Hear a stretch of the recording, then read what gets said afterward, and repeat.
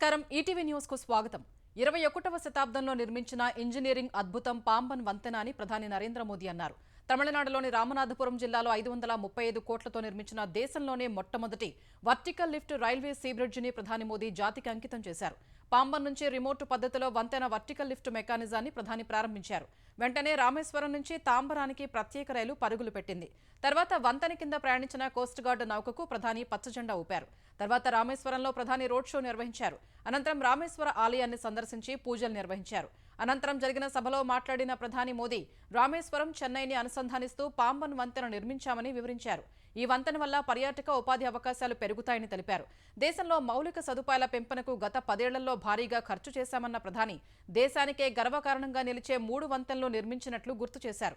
ప్రపంచంలోనే అత్యంత ఎత్తైన వంతెనను చీనాబ్ నదిపైన, సముద్రంపై దేశంలోనే అత్యంత పొడవైన అటల్ వంతెనను ముంబైలో నిర్మించినట్లు వివరించిన ప్రధాని దక్షిణాదిలో రామేశ్వరం వద్ద అద్భుతమైన వర్టికల్ రైల్వే వంతెన నిర్మించామని తెలిపారు. దేశంలో తొలి బుల్లెట్ రైలు తీసుకొచ్చేందుకు ప్రయత్నాలు జరుగుతున్నట్లు వివరించారు.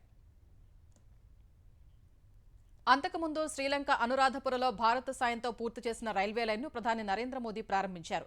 128 కిలోమీటర్ల పొడవైన మహో ఒమన్తాయ్ రైల్వే లైన్ ప్రాజెక్టును శ్రీలంక అధ్యక్షుడు దిశనాయకేతో కలిసి మోదీ ప్రారంభించారు.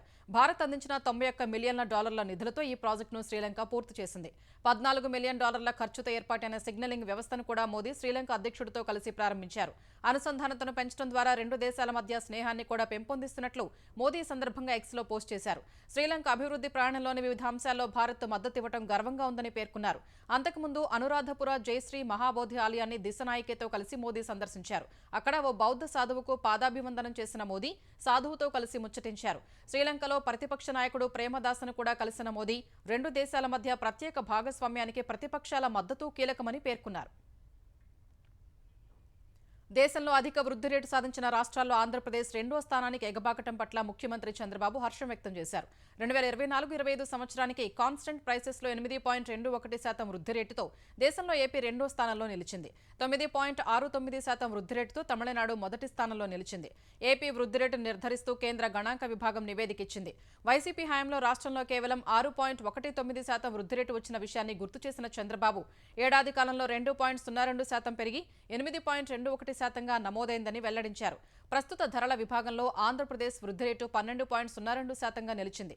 ఏపీ వృద్ధి రేటు దేశంలో 2వ స్థానానికి చేరడాన్ని ఎక్స్ వేదికగా వెల్లడించిన చంద్రబాబు ఆంధ్రప్రదేశ్ ఈజ్ రైజింగ్ అంటూ పోస్ట్ చేశారు. కూటమి ప్రభుత్వం తీసుకున్న చర్యలతో రాష్ట్రం గాడిన పడడంతో పాటు ప్రజల విశ్వాసాన్ని పెంచేలా వృద్ధి రేటు సాధించామని హర్షం వ్యక్తం చేశారు. వ్యవసాయం, పరిశ్రమలు, సేవలు, ఇంధనం సహా పలు రంగాల్లో తీసుకొచ్చిన పాలసీలతో మెరుగైన ఫలితాలు వస్తున్నాయని ముఖ్యమంత్రి అభిప్రాయపడ్డారు. అధిక వృద్ధి రేటు రాష్ట్ర ప్రజల సమిష్టి విజయం అంటూ అభినందనలు తెలిపారు. బంగారు భవిష్యత్తు కోసం కలిసి ప్రయాణాన్ని కొనసాగిద్దామంటూ ప్రజలకు పిలుపునిచ్చారు. భద్రాద్రి కొత్తగూడెం జిల్లా బూర్గంపాడు మండలం సారపాకలో సన్నబియ్యం లబ్ధిదారుడి ఇంట్లో ముఖ్యమంత్రి రేవంత్ రెడ్డి భోజనం చేశారు. వారి కుటుంబ సభ్యులతో కలిసి సహపంక్తి భోజనం చేసిన సీఎం కుటుంబ యోగక్షేమాలు అడిగి తెలుసుకున్నారు. సన్నబియ్యం ఎలా ఉన్నాయంటూ లబ్ధిదారు తులసమ్మను అడిగారు.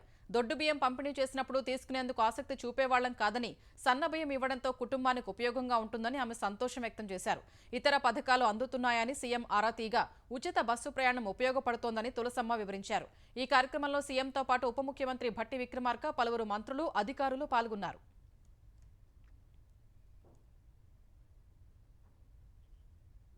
తెలుగు లోగిళ్లు శ్రీరామనవమి శోభతో వెల్లువిరిశాయి. తెలంగాణ వ్యాప్తంగా నవమి వేడుకలు అంగరంగ వైభవంగా జరిగాయి.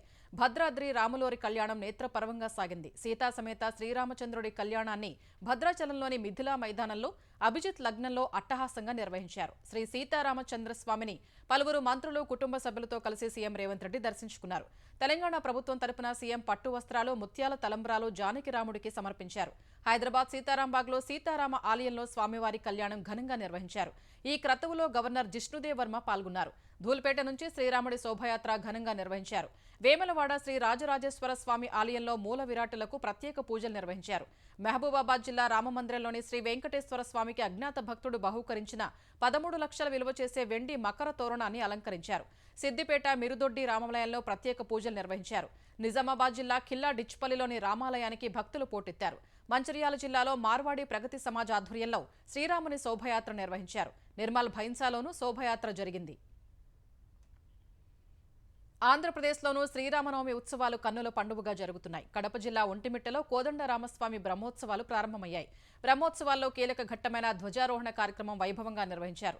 ధ్వజారోహణం తిలకించేందుకు తెలుగు రాష్ట్రాల నుంచే కాకుండా వివిధ ప్రాంతాల నుంచి భక్తులు భారీగా తరలివచ్చారు. విజయవాడలోని దుర్గా మల్లేశ్వర స్వామి ఆలయంలో శాస్త్రోక్తంగా సీతారాముల కళ్యాణం నిర్వహించారు.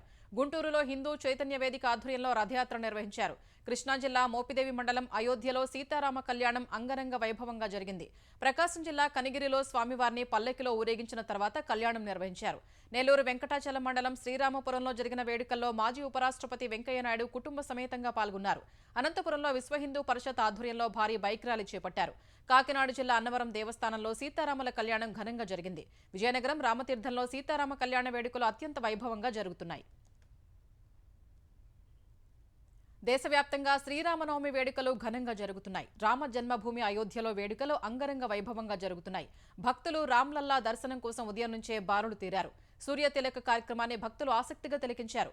సరియూ తీరాల్లో 2 లక్షల దీపాలను వెలిగించే కార్యక్రమాన్ని ఉత్తరప్రదేశ్ ప్రభుత్వం నిర్వహించనుంది.